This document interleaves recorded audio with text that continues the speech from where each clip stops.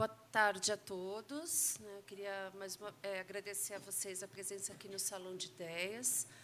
Esse espaço entre os 6 que tem a programação do SESC São Paulo, e aqui a gente está propondo o debate, a reflexão sobre temas contemporâneos, né, sobre temas considerados de relevância social e cultural, e, além disso, a programação também apresenta um panorama geral sobre o mundo do livro.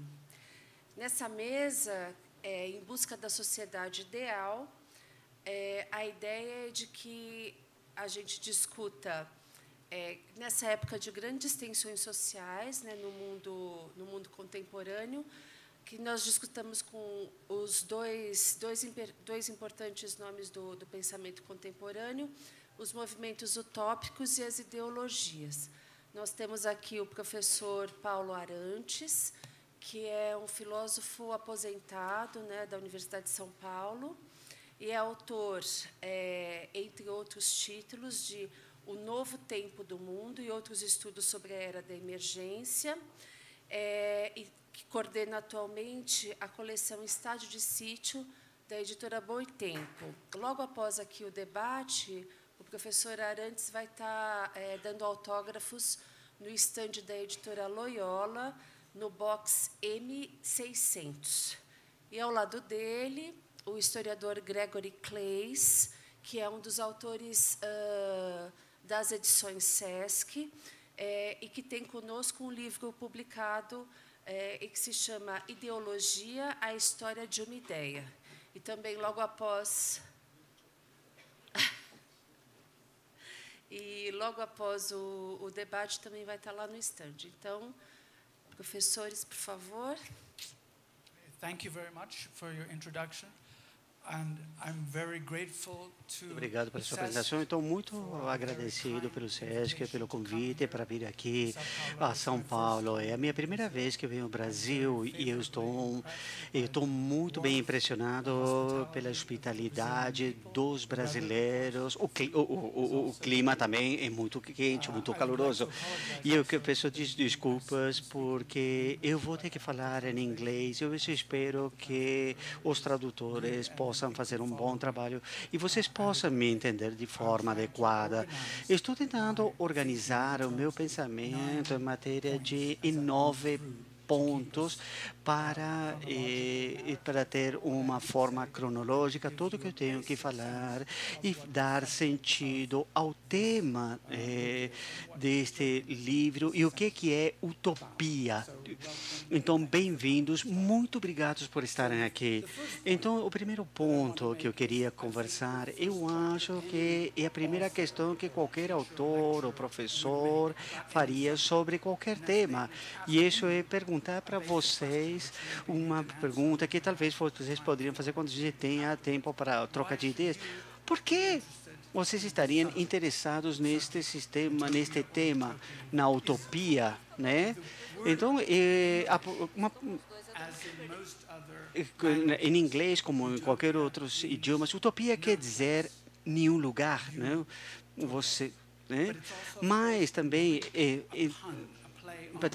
é um jogo de palavras que também pode dizer um lugar bom para estar. Então, temos um paradoxo, então, na primeira instância.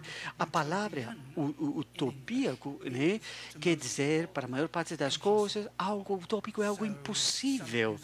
Então, você fala para você, se alguém te diz, eu quero construir um mundo melhor, todo mundo vai dizer, você está falando uma utopia. Tipo assim, isso nunca vai acontecer. É fruto da tua imaginação, isso aí. Você é uma pessoa muito bom das ideias. Então, é uma forma de dizer para as pessoas, de fato, que vocês não podem mudar a forma como a gente vive. Mas temos que voltar a discutir, então, esse ponto. Por que vocês estariam interessados em uma utopia que é um lugar impossível de realizar, né? Simplesmente por entretenimento? Tudo bem, mas eu não estaria aqui sentado se eu pensasse que a única função deste tema seria entreter vocês. com ideias de fantasia, sei lá, formas de entretenimento que são como uma espécie de cômica ou uma ciência imaginária, ciência ficção. Simplesmente é uma forma de projetar coisas que são impossíveis somente porque a gente gosta.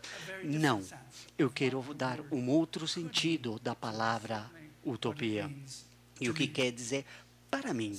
Então, não é um lugar onde não se pode chegar, não é uma coisa impossível. E a segunda questão é para pensar o que poderia ser para a maior parte das pessoas que tomam essa palavra a sério, a utopia, e pensam que quer dizer algo que eu desejo, que pode nos ajudar, que nos pode ajudar. E é uma imagem de um futuro melhor. E a gente temos que apegar isso daí, porque a gente nunca tinha pensado do conceito de utopia como essa forma. Somos apenas ultimamente, no final do século XVIII e XIX, que a gente começa a pensar de utopia como uma sociedade ideal, como algo que vai acontecer no futuro. Então, para nós, hoje, e eu vou falar sobre isso depois no final, quer dizer uma imagem de um futuro que é melhor que o mundo que a gente vive hoje. E temos que, evidentemente, responder isso na pergunta. E eu faço uma pergunta: o que quer dizer melhor? E eu vou responder essa questão. Então, tem uma série de coisas como resultado disso que utopia não é. E que as pessoas confundem com utopia. E a primeira e mais importante delas é que utopia não é sobre uma sociedade perfeita. Você, às vezes, pode até ler na literatura que utopia seria uma sociedade perfeita. Não, não é. Não é uma sociedade perfeita. Nem na descrição mais importante, quando Thomas More fala de utopia, que eu vou falar dele, um livro que ele publicou em 1516, a sociedade de Thomas More não é perfeita. O conceito de perfeição, quando aplicado à sociedade, a seres humanos, vem da religião. É um conceito teológico. As pessoas, como a gente as conhece, lamentável, por bem ou por mal, não somos perfeitos. A sociedade não é perfeita. Tem vários problemas que surgem quando a gente acredita que precisamos criar uma sociedade perfeita. Então, a gente não vai aceitar nada diferente. E se a gente, então... E depois, inevidentemente, porque não somos perfeitos, depois a gente fica com raiva, a gente se frustra porque a gente não consegue alcançar. E a gente quer culpar alguém, e a gente culpa alguém. Né? E a gente pega um bode expiatório. E todas as pessoas que são culpadas depois passam um mau momentos, e a gente poderia falar o que pode acontecer. Vocês acabam não na utopia, mas na distopia. E eu vou falar um pouquinho sobre isso. E segundo, utopia também não é o milênio. A cristandade é uma fonte fantástica, mas a utopia não é trazida por Deus ou por Jesus Cristo, que chega de cima para baixo no nosso planeta. Então, vocês humanos, vocês têm destruído esse mundo, então, por agora, vou consertar tudo e vai ficar perfeito pela ação da graça. Não. Então, brincamos com o diabo por 2000 anos, e agora Jesus vai consertar o mundo perfeito. Não. O conceito do milênio, muito parecido ao conceito de sociedade perfeita, mas é uma questão teológica. A utopia também não é um princípio psicológico meramente. Alguns vocês conhecem a palavra alemã, que é um interpretador da utopia, que é chamado de princípio da esperança. E muitos de que hoje se interpretam a utopia, muitas pessoas falam sobre a ideia psicológica que a gente tem de utopia, que a gente sempre tem que ter a possibilidade de pensar de que as coisas poderiam ser melhor, né? Porque tem tantas coisas ruins que a gente tem que aguentar, e a vida é tão dura, e tem tanta injustiça social, e acontecem acidentes, E então temos que ter um tipo de esperança. Mas isso é apenas uma parte da utopia, mas não é toda a utopia. E, finalmente, as coisas na utopia também não é uma tradição literária. Temos a palavra, evidentemente, dos textos de Thomas More. E a gente pensa, às vezes, que, de fato, a utopia moderna é ciência ficção, porque fazem um paralelo entre o que o Thomas More falou e tem muitos autores como Wells que são conhecidos como os fundadores da ciência ficção que falam de utopia. Então a gente acha que tem uma relação com ciência ficção, mas ele não é ciência ficção. Então, se a gente começa a pensar o que é a utopia, então, em vez do que a utopia não é, a primeira coisa que tenho que falar é que a utopia tem três coisas. Primeira, é uma tradição literária, sim, que começa muito antes de Thomas More, da República de Platão, por exemplo, a descrição de Esparta na Grécia Antiga. A utopia é, em parte, nascida dessa tradição, mas não é somente dessa tradição. Dos três componentes, talvez, é o mais conhecido. O segundo componente é ideologias que estão relacionadas com a melhoria e o progresso da sociedade humana. Então, o primeiro componente é literatura, o segundo é ideologia, e o terceiro é a experiência real, quando as pessoas se engajam na vida real, o que nós chamamos de comunidades intencionais. As pessoas se juntam porque dizem tem que haver uma forma melhor de viver de como estamos vivendo agora. Então, vamos a formar uma comunidade, vamos juntar 100 pessoas e tentar morar de uma forma diferente, de uma forma que seja mais igualitária, mais justa, onde a propriedade está mais distribuída. Este tipo de comunidades são, de fato, a vida real do que é utopia. E isso é a realidade, não é ficção, não são somente ideias, não é um sonho, não é uma esperança. É uma forma real de viver, mas, evidentemente, a maior parte de nós não vivemos assim. Então, a questão fica, como que a gente chega daqui até lá, é uma questão que temos que nos perguntar. Então, o quarto ponto que eu quero conversar é sobre fontes de esta série de tradições, destes três componentes que eu falei, quatro componentes que eu falei de utopia. Tem 5 componentes históricos que a gente precisaria saber para poder fazer sentido dessa tradição. O primeiro é o que às vezes é descrito como o mito mais poderoso que nós temos, a ideia de uma igualdade original, na qual os gregos chamavam de Era de Ouro. Quando os primeiros seres humanos existiram, a vida era muito melhor. Todo mundo era feliz, todo mundo era igual. O que aconteceu? Lamentavelmente, isso degenerou e tudo se estragou. Mas este mito é um mito muito poderoso. Desde o período clássico dos gregos até a era moderna, os anos do século XVIII até o século XIX. Então, temos que nos perguntar, porque às vezes todo mundo dá diferentes respostas a qual é de fato, o sentido, o aspecto original da vida humana. Brasil é um dos 2 países no mundo, o outro é Nova Guiné, Papua Nigué e o lado indonésio da Nova Guiné, onde as pessoas vivem, até onde eu sei, muito perto da forma que moravam os humanos no estado original da humanidade. Então, hoje, nós respondemos à pergunta, como que a gente começou, né? Não sei quantos milhares de anos atrás. A gente pergunta para os antropólogos por uma resposta e eles nos dão muitas respostas, todas diferentes. Então, essa ideia de Era de Ouro é um dos componentes dessa tradição.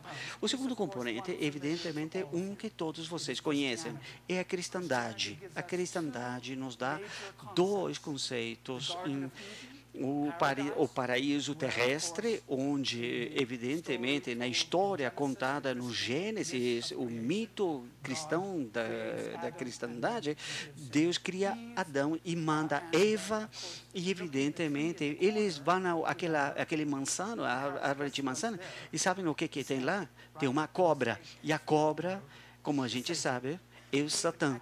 E, de fato, e na história, não tinha uma serpente. Nas últimas versões que a gente conhece, Satã está ali logo do início. E você sabe o que acontece? Então, o diabo fala com Eva, e etc., do fruto do conhecimento. E então o pecado original, então, fica um pouco estranho. Mas vocês conhecem toda a história. Até o século XVI, a gente às vezes esquece isso daí, a maior parte dos cristãos acreditavam que o paraíso terrenal ainda existia nesse mundo. Então, tinha que estar em algum lugar. E sabem aonde? Onde Cristóvão Colombo achava que era? Exatamente aqui, no Brasil. E quando ele alcançou a boca do Orinoco, ele pensou que ele estava na porta de entrada do paraíso terrenal. A única coisa que ele pensou que ele não podia entrar porque Deus não queria que ele entrasse. Então, mas depois daí a gente parou de acreditar de que o paraíso tinha que estar na Terra, e a gente pensou que o paraíso terrenal deveria ter sido um estado original da humanidade que terminou. Mas é uma coincidência que é exatamente isso, no mesmo momento que aparece a ideia utopia. Então, a gente para de pensar de um paraíso terrenal como sendo algo verdadeiro e começamos a pensar em criar algo parecido por nossa vontade. A terceira fonte de utopia é muito menos conhecida pela maioria das pessoas. É a tradição que vocês conhecem como carnaval. Mais uma vez, todos os brasileiros conhecem carnaval, né? Vocês têm o carnaval mais famoso do mundo, mas a história do carnaval é muito comprida. Se a gente voltar aos gregos, os festivais dionísios e aos festivais romanos chamados Saturnélia, a gente vê que a perspectiva de carnaval é a memória folclórica da Era Dourada. O que acontecia no Festival Romano de Saturnélia é que os papéis dos ricos e pobres são invertidos. O mundo é virar de cabeça para baixo. Os pobres usam as vestes dos ricos, os ricos dos pobres. Os ricos só servem os pobres. E por um tempo eles revertem seus papéis. E essa é uma memória que vem diretamente do mito grego da Era Dourada. Uma memória coletiva de como as coisas eram originalmente. Mas como você sabe, hoje a gente vê carnaval como uma grande festa. E agora pensem bem, o que é diferente da nossa forma de se relacionar uns com os outros durante essas ocasiões? E o que é diferente? Porque isso é um aspecto dessa tradição sobre Natal, por exemplo. O que acontece de diferente? A resposta é que a gente é muito mais gentis uns com os outros durante essas eras. Não há tanta distinção entre ricos e pobres. Todos tratamos uns aos outros como se estivessem num momento festivo. Somos mais gentis e mais cordiais uns com os outros. Mas aí terminou o festival, o carnaval, o Natal, o que acontece? A gente retorna à nossa vida normal. E agora você entende mais um pouco o que utopia é como conceito. A quarta fonte, também muito importante para vocês como brasileiros, é a descoberta do novo mundo, os países que a gente chama das Américas. As viagens de Colombo e Vespúcios foram acompanhadas muito de perto por Thomas More, que coloca no texto de Utopia um relato das novas terras que foram descobertas. Os europeus ficaram muito empolgados pelo que encontraram, pelo que foi relatado a eles, mas rapidamente eles ficaram muito confusos, porque eles receberam dois retratos muito diferentes do modo de vida dos nativos das Américas. Um retrato que era muito positivo, alguns relatórios diziam que essas pessoas são muito pacíficas, elas não matam uns aos outros, eles não valorizam ouro. Agora, isso é algo crítico na Utopia de More, porque ele tira isso direto do relatório das viagens. Então parecia muito diferente dos europeus, porque, como a gente sabe, a era dourada para europeus foi do século XVI, era a era de correr atrás do ouro, dinheiro, e esse era o motivo dominante. Esse se tornou o motivo dominante da vida desde então. Agora, o retrato negativo dos indígenas é que eles são canibais e extremamente violentos, e você vê isso em ilustrações daquele período. Então, a quinta fonte de Utopia é o texto de Thomas More. Agora, deixa eu tentar explicar um pouquinho o que está acontecendo nesse texto. Muito rapidamente, há duas coisas que a gente deve se lembrar a todo momento. O primeiro é a natureza das instituições sociais. Agora, para More, essa é uma sociedade onde praticamente todos, não é perfeita, existe crime, especialmente fora de Utopia, a guerra. Eles têm muito dinheiro que eles usam para pagar os mercenários para lutar as guerras, para que eles não tenham que lutar. Então, a harmonia social interna na ilha de Utopia é paga, de certa forma, pela guerra que acontece fora. Então, isso é algo muito importante se lembrar, porque Utopia, voltando, não é um mundo perfeito para todos. A vida é muito boa para as pessoas que moram lá. Eles são muito felizes. São muito mais felizes do que os cidadãos da Inglaterra de 15 e 16, onde More publicou o livro. O foco do livro é nos problemas sociais do final do século XV e começo do século XVI, onde milhares de pessoas, os pobres, estão tirada a terra deles e a terra está sendo dada para criar gado, para fazer lã, porque é uma coisa que dava muito dinheiro e, consequentemente, centenas dessas pessoas estão sendo enforcadas porque são vagabundos. Em vez de poderem dormir na rua, eles são presos e executados simplesmente porque a terra lhes foi tirada. E esse é um problema para Thomas More, e por isso que ele escreveu o texto Utopia. É a resposta. Uma coisa que todos sabem da Utopia de Thomas More é que é uma comunidade essencialmente comunista.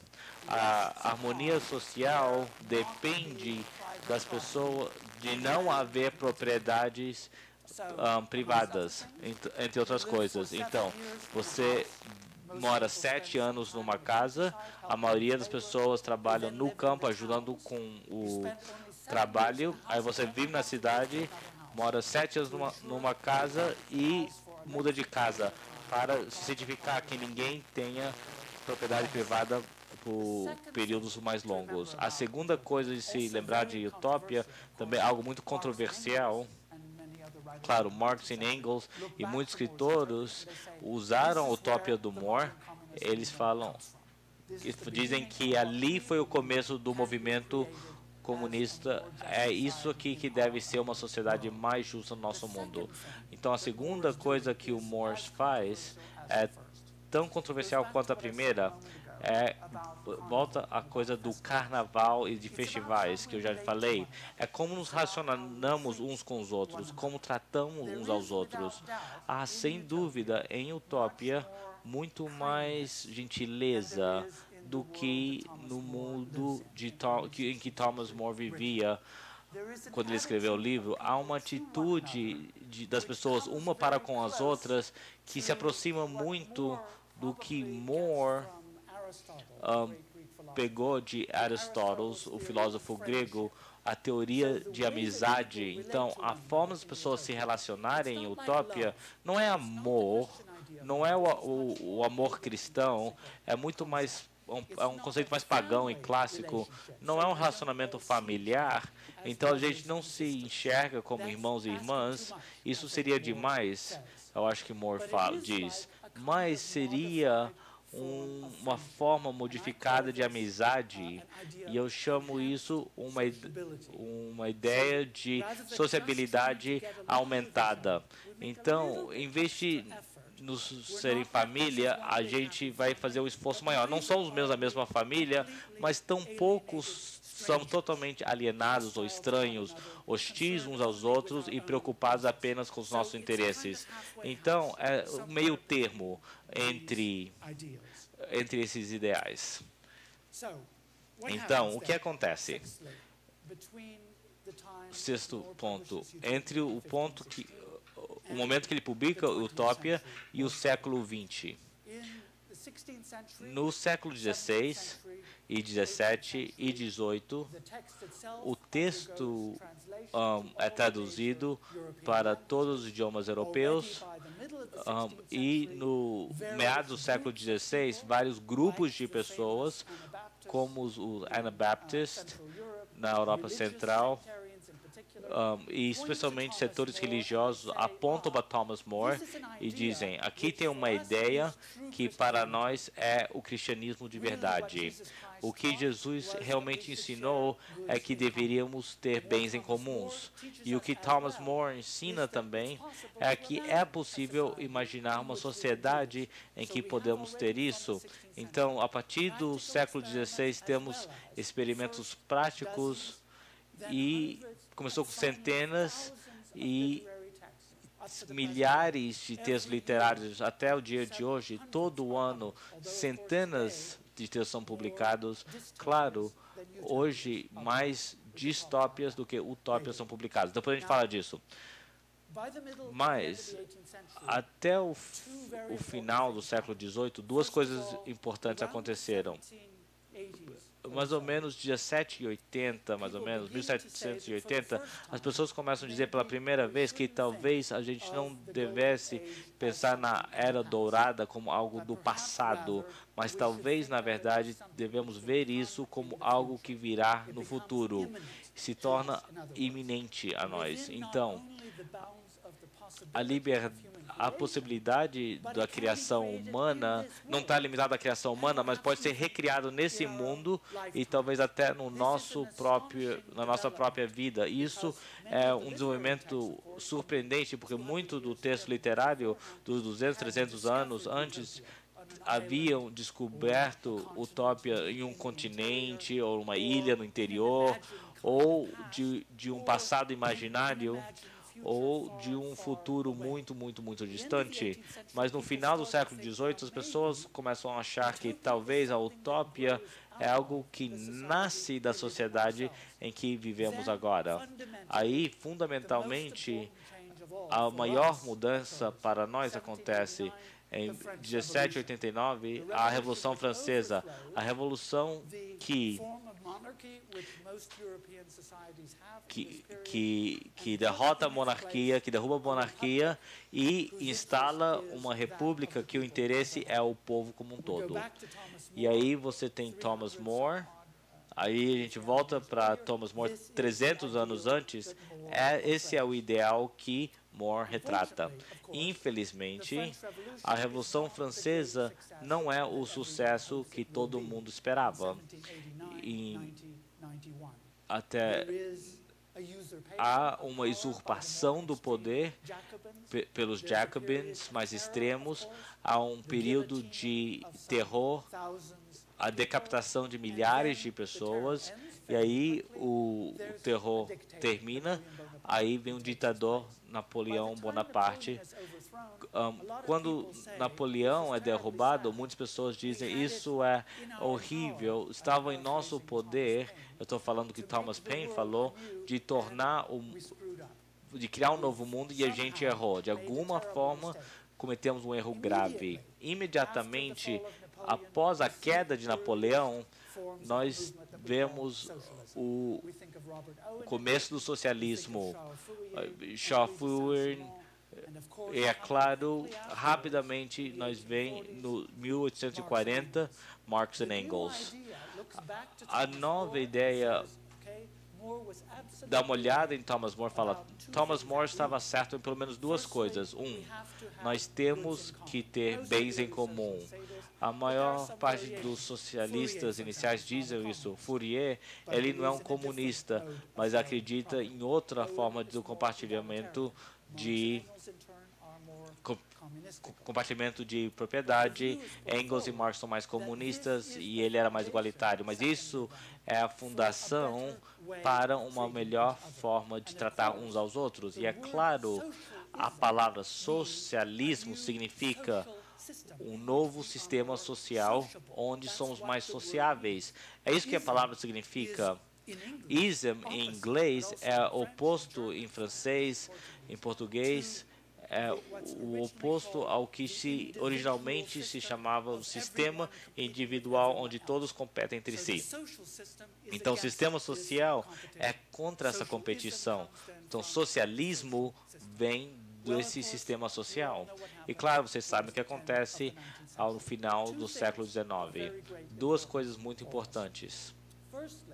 Primeiramente, nos últimos 20 anos do século XIX, há uma enorme explosão de escrituras sobre utopia. Na Primeira Guerra Mundial, antes disso, havia pouco texto. Durante a primeira metade do século XIX, muito mais escritos ideológicos, mas agora há uma explosão de toda forma, experimentos práticos de pessoas vivendo juntos, textos literários e muitas coisas escritas sobre os ideais que devemos seguir para viver nessa sociedade melhor. Agora, o que acontece ao mesmo tempo, é claro, é que na segunda metade do século XIX, especialmente no norte da Europa, mas lentamente no resto do mundo, as pessoas saem do campo. Eles saem do estilo de vida que a gente teve nos últimos 30, 40 mil anos no campo como servos ou escravos e vêm às cidades. Isso é um choque grande. A Inglaterra é a primeira sociedade urbana. Metade da população da Inglaterra vive em cidades. Em 1920, pela primeira vez, metade da população do mundo inteiro mora em cidades. E se torna claro que isso não é uma coisa boa. A cidade é um choque para nós. A gente desiste da nossa família estendida, as conexões que temos por etnicidades, por raça, por tribo, e a nossa família estendida, e a gente se torna muito mais isolados, indivíduos mais isolados. As disciplinas que são fundadas, tipo sociologia, começam a falar de alienação, a alienação do indivíduo na sociedade moderna. Então, a grande explosão de ideias utópicas é, de certa forma, uma resposta ao fato que nos sentimos como indivíduos muito mais sozinhos e assustados, isolados. Queremos retornar até aquele sentimento de ser perto das pessoas, como era no começo da sociedade humana, e nós não sabemos como alcançar isso, e nós ficamos muito confusos. O grande momento da transformação fundamental, isso acontece em 1917, a Revolução Bolchevista traz a ideia do socialismo a um grande país, E até meados do século XX, mais de metade da população mundial é socialista ou comunista. E quase por um tempo, 2/3 da população faziam parte desse regime quando a China se tornou comunista em 1949. Então, parece que essa é a ideologia que a gente vai ver como uma grande melhoria com relação à alienação, as pessoas se sentirem solitárias por viverem numa cidade moderna, mas não acontece dessa forma. Vocês todos sabem o que aconteceu, conhecem a história do século XX. Em 1991, esse sistema começam a colapsar. Nós temos ainda alguns países comunistas, mas é um comunismo muito diferente daquele que Marx e Engels e até que Lenin, até que Mao haviam imaginado. Então, nós vemos ao presente. O que Utopia vai significar para nós hoje, no século XXI? Deixa eu te dar primeiro as más notícias e depois as boas notícias, porque o contraste entre os dois é extraordinariamente assustador, perplexo, nos deixa confuso e assustados. É trágico a condição que nós nos encontramos, mas depois eu vou falar as boas notícias também. A notícia ruim, como a gente sabe, desde 1916, nós vivemos num país muito pequeno e ele está se tornando cada vez menor. Já quando tínhamos apenas 2 bilhões de pessoas no país, as pessoas estavam dizendo, olha, precisamos ir mais devagar, não vamos ter recursos suficientes, não vai ter comida suficiente, não vai ter água suficiente. Agora nós temos mais do que 3 vezes isso. Estamos com 7 bilhões de pessoas e conforme a projeção atual, até a segunda metade do século XXI, a gente provavelmente vai ter de 9 a 10 bilhões de pessoas. Com 7 bilhões, a gente já está ficando sem água, a área plantável e também outros recursos primários. A gente está ficando sem recursos, e se você quer falar em termos cristãos, o apocalipse está chegando. Se continuamos a expandir, nós vamos ter guerras constantes por água, terra e recursos preciosos. Os pobres vão perder para os ricos, como a gente vê desde 2008.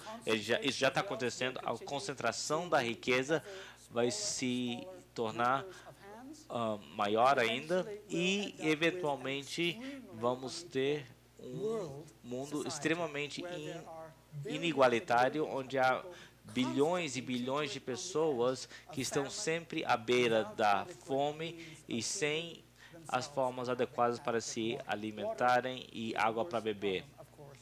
E água é até um problema mais grave do que comida. E haverá guerras com centenas de milhões de pessoas. Nesse cenário, é preciso apenas um pequeno acidente com armas biológicas para ver centenas de bilhões de pessoas, ou nucleares para ver centenas de bilhões de pessoas morrerem. Então, como mágico, o que eu digo, o que eu vou falar para vocês que é a boa notícia? Deixa eu voltar para onde começamos. Utopia trata-se de ter uma visão do futuro. O conceito de utopia permite nós e nos encoraja e até exige de nós de pensarmos no futuro distante. Claro, de nós, quando a gente pensa na vida de hoje, e a gente pensa em hoje e amanhã, como eu vou colocar comida na mesa, como eu vou cuidar de mim mesmo, como eu vou cuidar da minha família e assim por diante.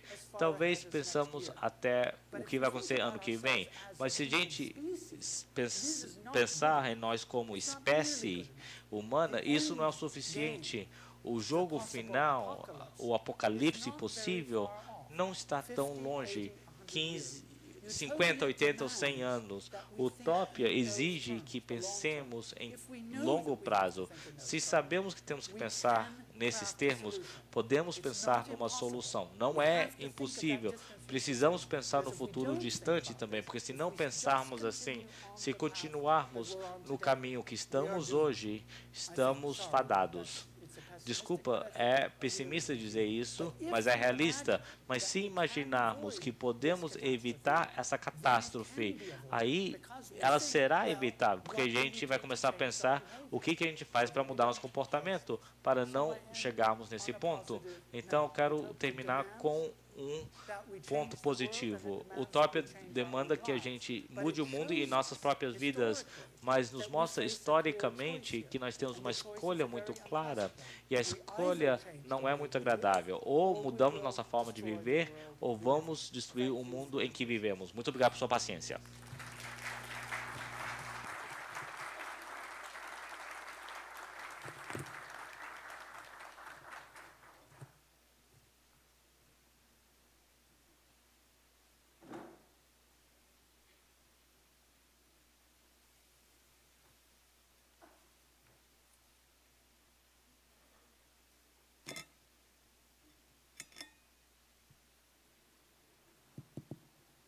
Está funcionando? Boa tarde a todas e a todos. Eu agradeço o convite do SESC e eu gostaria de começar dizendo o seguinte: antes da abertura, o professor Kleis, o Gregory, estava me perguntando se eu também era um especialista em utopia. Eu disse para ele que não. Estou aqui um pouquinho de alegre, mas, em todo caso, ao contrário, os meus desafetos, mas as pessoas que teimam e não entender o que eu digo, dizem que eu sou especialista no contrário, em distopias. De modo que estou aqui ao revés, como se eu tivesse me especializado no último capítulo da fala, no último trecho da fala do Gregory, nessas calamidades todas que ele descreveu. O subtítulo do livro de ensaios que eu estou publicando chama-se Estudo sobre a Era da Emergência, que é onde nós estamos. Mas como a convocatória que nos pautou do SESC chama-se Em Busca de uma Sociedade Ideal, eu resolvi não falar dessas barbaridades e também sair em busca da sociedade ideal. Bom, o problema é o seguinte: em busca da sociedade ideal, aonde? No Brasil? Se é no Brasil, nós já estamos nela. A sociedade ideal é aqui. Num certo sentido, eu vou tentar não demonstrar isso, estou dizendo com Grano Salles, mas o tipo de quiprocó que essa pergunta provoca quando é formulada e quando nós nos imaginamos como brasileiros. E eu não estou brincando muito, não. Um pouquinho, mas não muito, porque a sociedade brasileira, nós estamos construindo essa sociedade ideal. Nós estamos sempre achando e perdendo essa sociedade ideal de maneira recorrente. Se nós nos reportarmos a primeira parte da exposição do Gregory, a utopia, ou mais do que a utopia, o paraíso era aqui. E essa ideia de que o paraíso era aqui ou é aqui, ela persiste mais do que nós possamos imaginar. Há um livro famoso de um historiador também famoso por ser pai de um cantor, que é o Sérgio Buarque de Holanda, pai do Chico, chamado Visão do Paraíso, que é um livro fabuloso pela erudição e pela inteligência, em que ele reconstitui a visão edênica que os primeiros navegadores, vocês falam de descobridores, nós falamos direto, são os conquistadores e colonizadores tiveram quando chegaram no Novo Mundo. O Novo Mundo era, portanto, o paraíso, ao alcance da mão. E eu me lembro que o Gregory, não vou chamar professor Gregory, ok? Professor Gregory, lembrou-se da primeira carta do Cristóvão Colombo. Quando ele chegou, cheguei no paraíso. Não entrou no Orinoco porque não tinha autorização de Deus, senão entraria, podia acontecer alguma coisa, podia perturbar o equilíbrio do mundo. Ora, essa visão do paraíso, ela não desapareceu da experiência brasileira. Isso que é o mais interessante. E é por aí que eu pretendo começar. Portanto, eu vou falar sobre coisas, enfim, familiares ou não tão familiares a brasileiros e que não está no meu livro. Meu livro é distópico, num certo sentido. No outro sentido, não. Depois tem um capítulo que não é distópico, é o último capítulo que saiu sobre as jornadas de junho. Aí a coisa muda um pouquinho de figura. Podemos conversar isso mais adiante, mas eu não vou falar sobre elas agora. E eu vou partir de uma distinção feita por um outro grande crítico literário brasileiro, o maior de todos eles, chamado Antônio Cândido, que se refere a... Agora eu estou interpretando um pouco livremente o que ele disse há uns 30 anos atrás, no ensaio clássico, que se refere um pouco à recorrência ou à permanência dessa visão edênica do Brasil recém-descoberto na sua virgindade paradisíaca no século XVI. E que ele diz o seguinte: até mais ou menos meados dos anos 30 do século passado, 1930, persistiu entre nós, brasileiros, sobretudo brasileiros intelectualizados, a elite culta, e por isso mesmo a elite mais ou menos dirigente do país, sobretudo nos escritores, é sempre, o que eu vou falar agora tem sempre um filtro cultural, é sempre a experiência intelectual brasileira. Persistiu o que ele chama uma espécie de consciência amena do atraso, ou uma ideologia de país novo, porque recém-descoberto, nós fazíamos parte do novo mundo, por contraposição ao velho mundo. E essa consciência amena, essa ideologia de país novo, media a distância que nos separava, nós, na periferia, na ex-periferia colonial, escravista e assim por diante, dos países metropolitanos, media essa diferença com uma espécie de coeficiente compensatório que era a pujança natural. A sociedade era deficiente porque era uma sociedade ainda jovem em formação. Em compensação, a natureza era exuberante e ela provocava o entusiasmo diante do futuro que nos aguardava.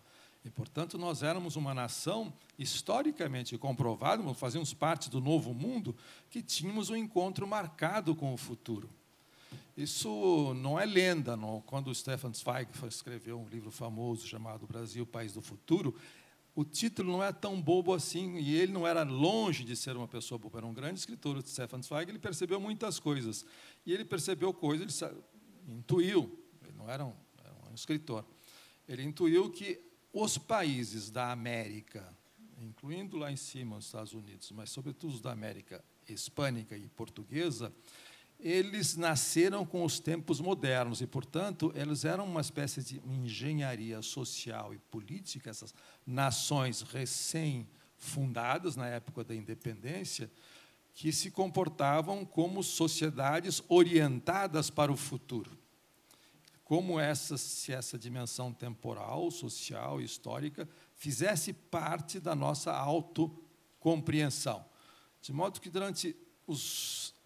desde a independência e muito antes, retrospectivamente, essa visão edênica persistiu nessa consciência de que nós estávamos predestinados a dar certo. É uma expressão recorrente, inclusive, na linguagem inconsciente dos políticos brasileiros, que, quando diz, dessa vez vai, demos certo, há uma fixação, uma obsessão com a ideia de um país que tem que dar certo, ou já deu certo, e por um triz não deu certo, mas vamos tentar uma segunda vez, e assim de maneira recorrente. Não faz sentido, por exemplo, alguém na Alemanha, ou na Inglaterra, ou na França, dizer esse país tem que dar certo. Isso é nonsense, não tem, é uma coisa completamente descabida. Para nós é perfeitamente concebível que nós tenhamos essa compreensão, digamos assim, milenarista, num certo sentido, de um país predestinado. Por exemplo, o padre Antônio Vieira, no Brasil do século XVII, ele achava que a coroa portuguesa deveria transferir a sede da monarquia para o Brasil por causa desta vocação quase que profética do Brasil de encarnar o Quinto Império como se fosse uma espécie de missão divina, da qual nós estaríamos encarregados de realizar. E isso foi ficando, impregnando, inclusive, a cultura popular brasileira. A ideia de que Deus é brasileiro não é invenção de jornalista, nem de técnico de seleção brasileira, nem de político. É uma ideia profundamente arraigada de que é uma terra abençoada, não tem terremoto, não tem furacão, tem sol o ano inteiro, é verde, é bonita. Todos os lugares comuns ufanistas que nós conhecemos, a gente tira digamos, o sinal ufanista e ela faz sentido. Quando nos disseram, quando um marqueteiro de banco de investimento, que é economista, disse que nós éramos um BRIC, nós éramos BRICS, portanto, nações emergentes, e essa mola, ela redesperta imediatamente. É óbvio, não precisa fazer nenhuma demonstração econômica, e nós acreditamos, é claro, nós estamos sempre emergindo. Isso que é o interessante, nós estamos sempre emergindo. Bom, isso, segundo essa periodização do Antônio Cândido, foi feita no início dos anos 70, mais ou menos, um ensaio chamado Literatura e Subdesenvolvimento. Ele diz assim: sofre um corte inexplicável na altura de 1930, quando houve uma, digamos, revolução, entre aspas, no Brasil, e começa a Era Vargas, cujo fim é comemorado hoje, 24 de agosto, com o suicídio do Getúlio, em 1954. Foi quando oficialmente a Era Vargas terminou, mas ela não terminou em 54. Em 54, com o suicídio dele, como todo mundo está lendo nos jornais hoje, ele prolongou essa Era Vargas por mais algumas décadas. Novamente, nos anos 90, os políticos foram eleitos. Em 94, disseram, agora sim vai acabar a Era Vargas. Bom, mas enfim. Em 1930, a percepção mudou, uma nova visão entrou em cena, ou um novo paradigma, ser um pouco mais pedante, a respeito da interpretação do Brasil. Essa ideologia de país novo, nós somos jovens, uma nação jovem, que vai dar certo, que tem um encontro com o futuro, que nasceu e que preserva essa visão paradisíaca, suba num morro carioca, olhe para baixo, não para o lado, claro, olhe para baixo, você verá uma paisagem deslumbrante, assim por diante, ela cede terreno sem que nada tivesse acontecido. Nos anos 30, houve uma reviravolta política importante, mas ela custou a apresentar os seus primeiros resultados, mas sem que nada acontecesse, nós começamos a olhar o Brasil de uma outra maneira, sempre segundo Antônio Cândido. E essa outra maneira, ela é contemporânea, em parte ela é responsável pela descoberta de uma coisa expressa por uma locução que não existia ainda no pensamento brasileiro, chamado realidade brasileira. Descobriu-se alguma coisa, inventou-se ou construiu-se alguma coisa chamada realidade brasileira. A expressão realidade brasileira começa a circular nos anos 30 do século passado e por aí afora. O que era essa nova visão? Subitamente nós descobrimos, embora a palavra só apareça e torne-se de uso corrente depois do fim da Segunda Guerra Mundial, nós subitamente descobrimos que aquele país edênico era um país subdesenvolvido. Portanto, aquela consciência amena de que nós éramos retardatários, mas com um esforço e a natureza generosa ajudando, chegaríamos lá, foi substituída por uma consciência dramática e, como ele chama, e como ele diz, catastrófica do subdesenvolvimento. Da noite para o dia, o paraíso se torna uma coisa horrível. Então, aparece, em primeiro lugar, a pobreza espantosa, pasmosa das populações, as técnicas agrícolas rudimentares, a não industrialização catastrófica, calamitosa, a debacle cultural, educacional, são todas as calamidades que nós estamos habituados a ver, elas aparecem imediatamente, só que não aparecem com uma conotação também inédita. Pela primeira vez, é como se nós, nos desfizéssemos daquela autoconfiança paralisante, num certo sentido, e saíssemos para a luta. Essa consciência dramática e catastrófica do subdesenvolvimento, ela era um convite, uma espécie de obrigação de ir à luta, e a luta em todos os sentidos, desde a extrema esquerda até um pouquinho mais à direita, para superar essa situação insuportável, intolerável, injusta, iníqua, e, enfim, aquém dos níveis mínimos de civilização, de produção e consumo, chamado subdesenvolvimento, que nos transformava, fazia com que nós aparecêssemos de país jovem, nos transformava num aleijão.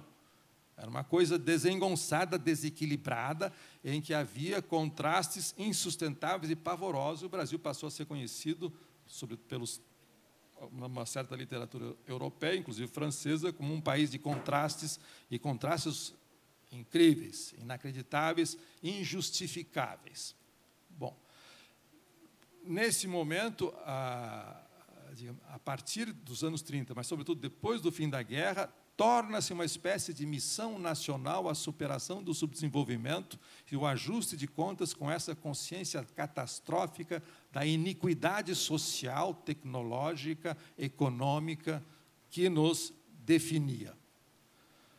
Bom, até que em um determinado momento, agora sou eu, termina o Antônio Cândido aqui, agora entra quem vos fala. Até que, num determinado momento, nós, eu já vou dizer quem é que percebeu, que aquela antiga visão edênica não havia desaparecido e que ela poderia coabitar com essa visão catastrófica que nos impelia para a luta política, para não falar coisas mais sérias, como a luta de classes e assim por diante, chamada superação do subdesenvolvimento. Agora eu tenho que apelar para a memória de vocês, mas eu estou vendo pela presença na sala que a memória deve ser ainda jovem, embora não... mas talvez tenha algum cinéfilo aqui, e eu vou apelar para o seguinte.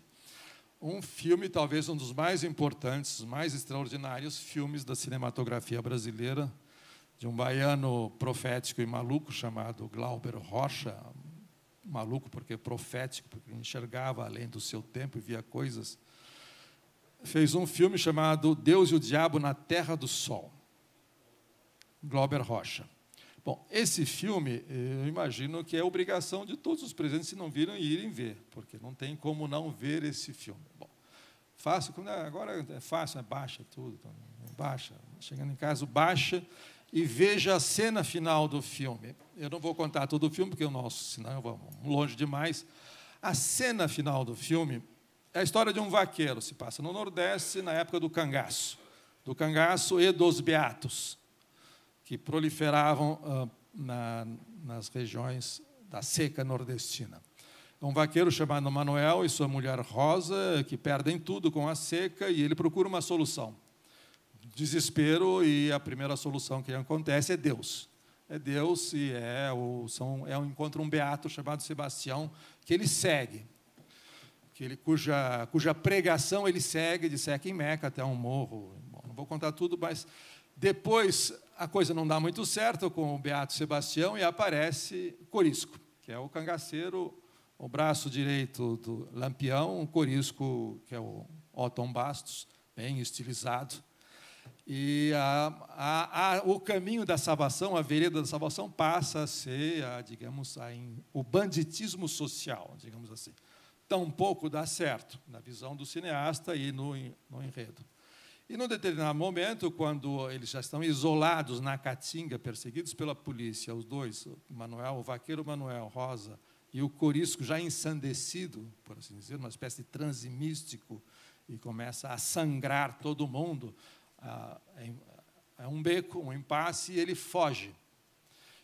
Então, a cena final do filme é a fuga da Rosa e do vaqueiro Manuel. Inclusive, há muita controvérsia na interpretação do filme, porque ele deixa a mulher para trás. Ele corre, desesperadamente, ela não consegue alcançá-lo e cai. E, mesmo assim, ele continua correndo. Continua correndo no sertão seco, árido, a lá Graciliano Ramos. Ele corre, e é um plano sequência em que fica visível o esforço do ator que está representando o vaqueiro. Ele está à beira da exaustão, mas ele não para, ele corre cada vez mais, à beira de um colapso físico. E, num determinado momento, a câmera sobe e esse sertão vira mar. Esse sertão vira mar, e você vê um mar, a onda batendo na praia. Não é um mar calmo, também é um pouco, não é um mar revolto, mas é um mar muito vital.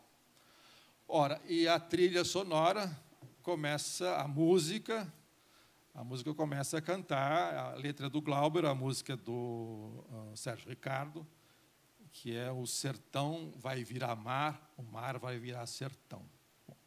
Esse filme ele foi lançado e foi terminado em fim de 63, início de 64. Eu estava no Rio de Janeiro, eu vi o filme quando ele foi lançado no circuito, em fevereiro de 64, poucas semanas antes do golpe, um filme absolutamente extraordinário, possivelmente um dos maiores filmes da cinematografia, não só brasileira, mas mundial, em que anunciava uma revolução.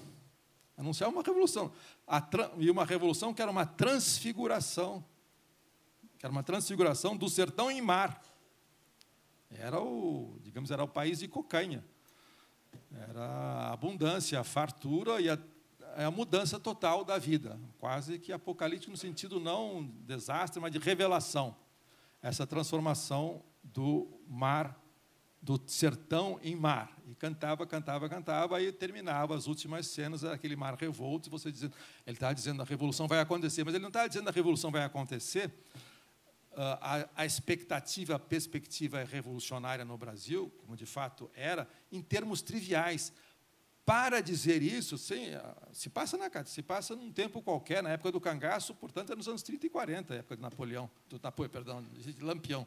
Olha só, hein, o ato falho daqueles. Bom, ele poderia ter dito isso de maneira trivial num filme político corriqueiro. Não, ele usou uma imagem ancestral do mar, da descoberta do Éden brasileiro. E que estava, onde é que ele ouviu? Quem é que tinha dito isso pela primeira vez? Onde é que tinha aparecido isso? Era atribuído ao Antônio Conselheiro, portanto, tinha algo a ver com a sublevação e com a destruição e com a guerra de Canudos. Então, o sertão vai virar mar, era atribuído pela população ao Conselheiro. De fato, ele falava isso, mas não era dele, ele ouviu. Na época em que ele era o jovem Antônio Conselheiro, ele vendia cachaça. Ele era um vendedor ambulante, era um caixeiro viajante, e percorria o Nordeste, e ele deve ter ouvido várias histórias, deve ter encontrado N beatos, e sempre a mesma história. Às vezes era mar, às vezes era praia. Às vezes o sertão ia virar uma praia, que também é um ponto de chegada. Também a praia tem que ver com a descoberta, e depois, na verdade, com conquista. Essa é a coisa extraordinária. Pela primeira vez na história do pensamento político brasileiro, depois de um auge conjuntural entre 61, quando tentaram depor o Jango e não conseguiram, até o golpe, pela primeira vez, esta visão da transformação radical do Brasil ela é apresentada de maneira transfiguradora nesses termos apocalípticos, messiânicos, melinaristas, e, por outro lado, inteiramente enraizada na cultura popular. Inclusive, o Euclides, quando escreve o Sertão, ele diz, olha, na região de Canudos, diz a lenda, e mesmo eu, que sou um geólogo amador, acho que aqui era o solo, a bacia de um oceano. Portanto, esse sertão já foi mar. E a sua transformação é a transfiguração do Brasil, uma outra coisa, num país, uma nação utópica, como era na sua origem. Era uma espécie de ilha utópica, inclusive, diz a lenda também que o Thomas Moros começaram a desconfiar que a ilha do Thomas More podia ser aqui, nosso Fernão de Noronha, que agora é paraíso turístico. Mas, enfim. Bom, isso diz algo. Se nós vamos começar a falar em busca de um país ideal, e o que é a utopia, esse lastro da experiência brasileira é importante, e é importante que tenha sido fixado num filme como o do Glauber Rocha. E vejam que isso... Bom, eu não vou falar nem da matriz, digamos, estética dessa imagem final, porque ela é calcada, curiosamente, no filme do Truffaut, Os Incompreendidos. Quando o menino foge do reformatório, que é o Jean-Pierre Léaud, é o Antoine Doinel no filme, ele foge do reformatório, qual é a primeira coisa que ele faz? É uma libertação, ele está fugindo de um reformatório. Ele é um adolescente. Ele sai correndo e ele corre também, é um plano sequência, vê o esforço do menino até o fim, ele chega no mar. Só que é um marzinho bem francês, assim, bem michuruquinha. Mas é um mar calmo, tal, e meio frio, ele põe o pé, ele não gosta muito, tal, ele olha, pisa, conhece o mar, ele queria conhecer o mar, aí ele olha, volta para a câmera, um pouco perplexo, fim. O Glauber se inspirou ali. Mas para fazer uma coisa completamente diferente e digamos, não diria alucinatória, realmente visionária. Quem viu aquilo não imaginava que 3 meses... Todo mundo sabia que desde 61 vinha um golpe. Mas vendo aquilo, o golpe desaparecia de vista. Bom, veio o golpe. Veio o golpe e o Glauber revê aquela sua visão. Ele revê essa visão do paraíso transformado em perspectiva revolucionária. Veja só, que não era perspectiva de alguns séculos atrás. Ele revê aquela visão e o que ele faz? Ele faz um outro filme absolutamente essencial e fantástico, chamado Terra em Transe. E como é que ele começa? Não é o fecho. Ele retoma pelo fecho do filme. E o fecho, olha assim, eu estava equivocado, nós estávamos enganados. Aquela visão edênica revolucionária, ela tem um avesso. E esse avesso nós conhecemos, o filme é de 67, há 3 anos, e ele não é bonito de se ver. E dói, machuca muito. E está arrebentando.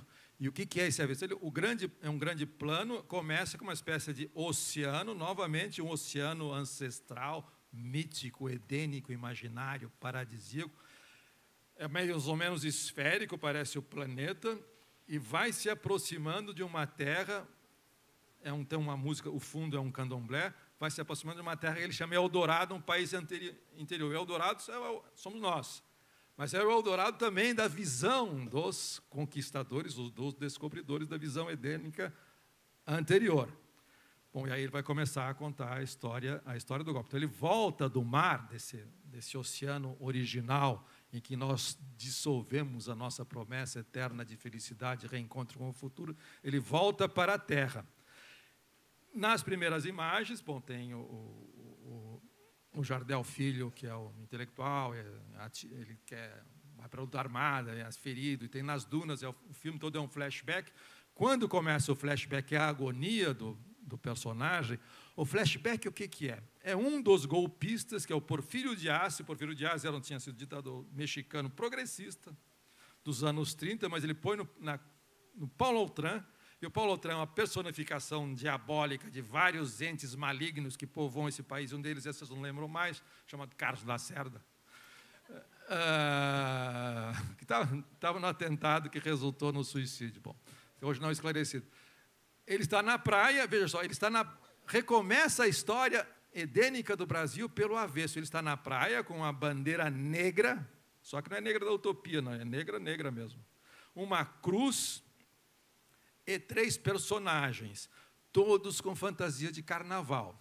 Aí vai começar a verdadeira história do Brasil, o Brasil carnavalizado de ponta cabeça. Esses 3 personagens são um rei, seguramente um monarca português, um bispo, tudo com fantasia de carnaval. Pode ser Clóvis Bornai para frente, assim, bem exagerado. Começa ali a invenção do tropicalismo. E um índio está mais ou menos coitadinho, mas também fantasiado. Então, estão lá os personagens centrais da mitologia brasileira chegando na praia desse paraíso recém-descoberto para barbarizar, não deu outra. Isto é, a história do Brasil é a história dessa conquista, dessa predação, dessa opressão, dessa extorsão, dessa expoliação, e que depois começa com os índios e depois virá com a deportação de africanos escravizados. Portanto, é o avesso da utopia final do filme anterior. É uma espécie, mantenhamos o vocabulário da utopia, mas é anti-utopia. Então, ele junta as duas coisas.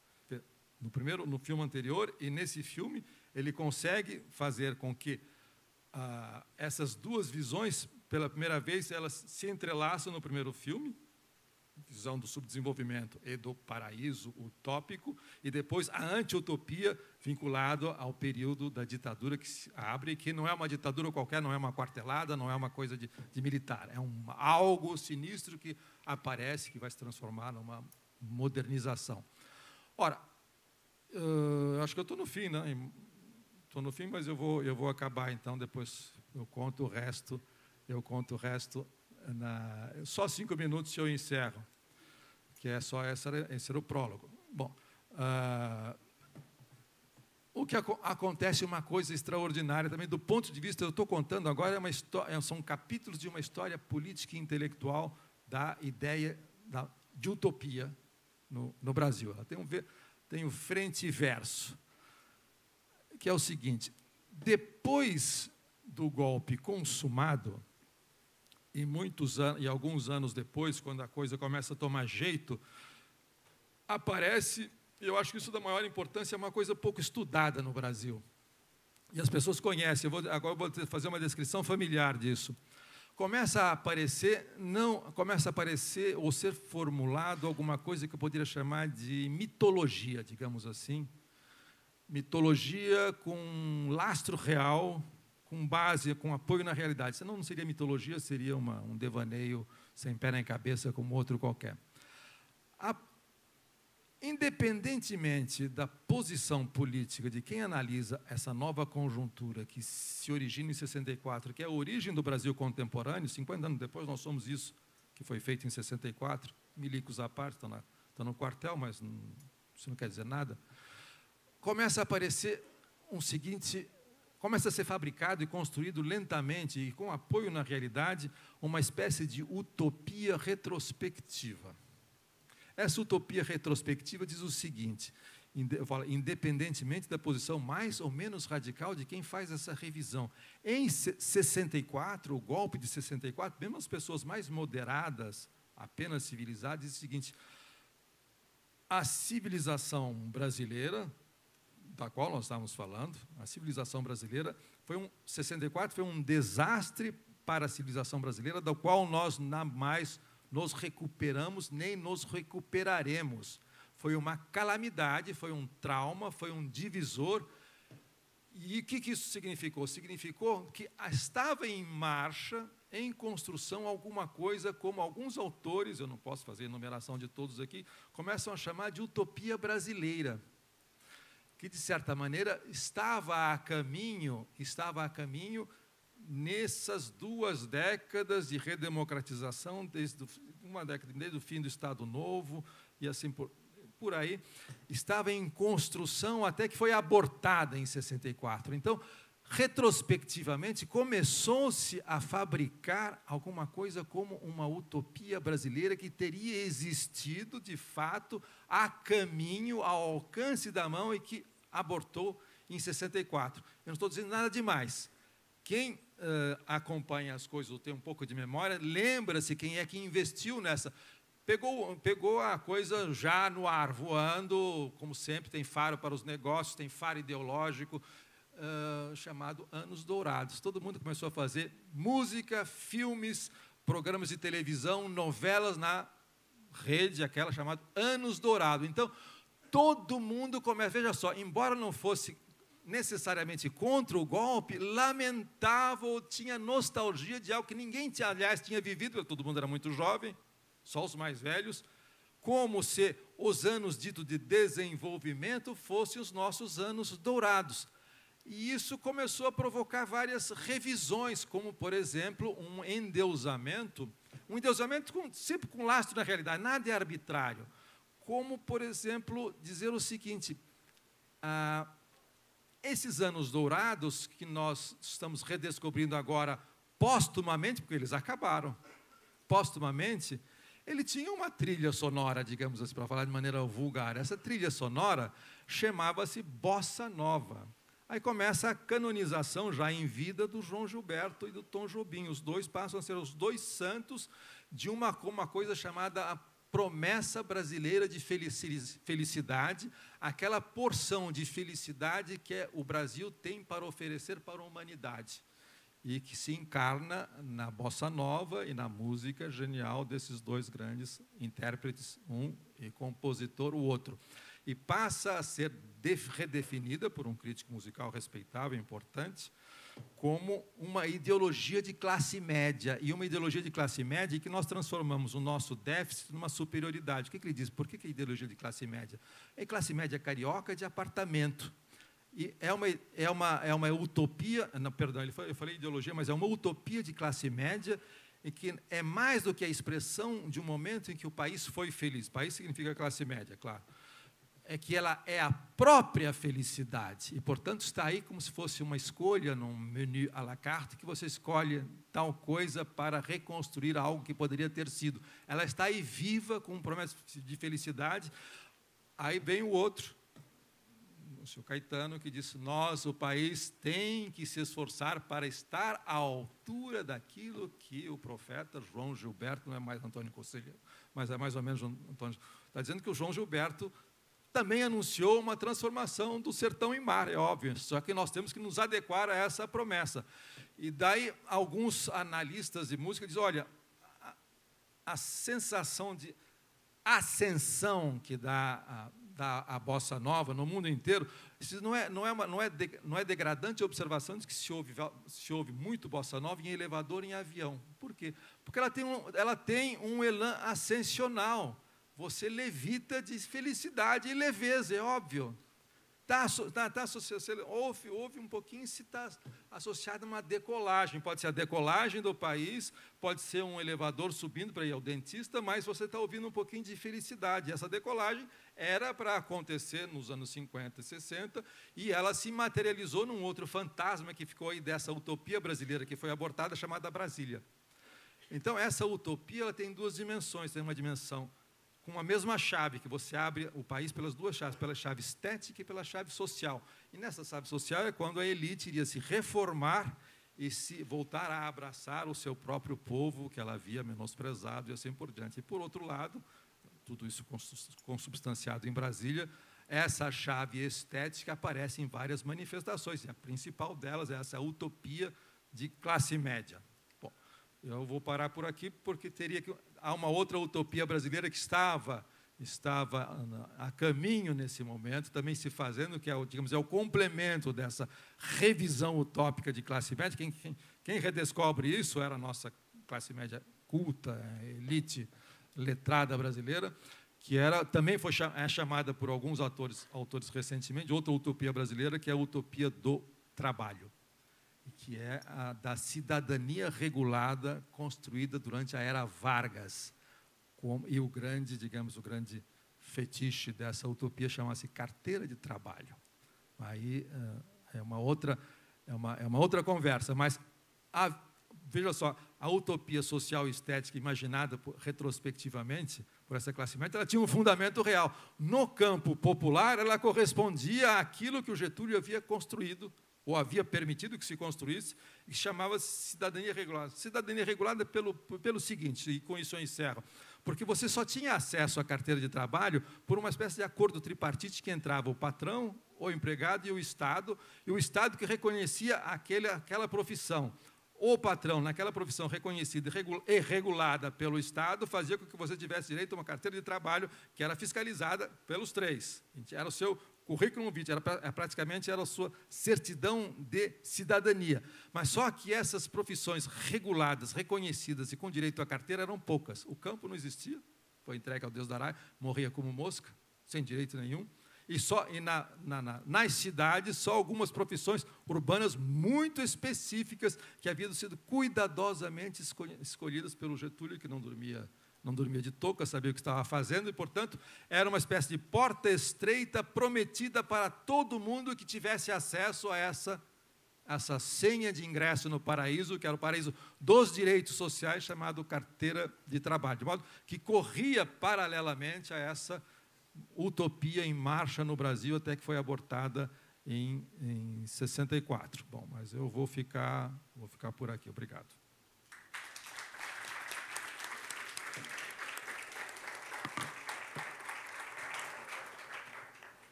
Bom, queria agradecer a presença de todos, em nome do SESC, da CBL. Queria aproveitar para convidá-los para a próxima mesa de debate, que a gente vai ter agora às 20 horas, que é sobre a crítica literária, enfim, o momento da crítica literária nos dias de hoje, com Gumbrecht, o Hans-Ulrich Gumbrecht, e o Silviano Santiago. Vai ter a mediação do Rogério Pereira, então estão todos convidados. Quem quiser, é só retirar o ingresso aqui na bilheteria, que já está aberta, com 30 minutos de antecedência, e voltar, que estaremos aqui a partir das 8 horas. Obrigada.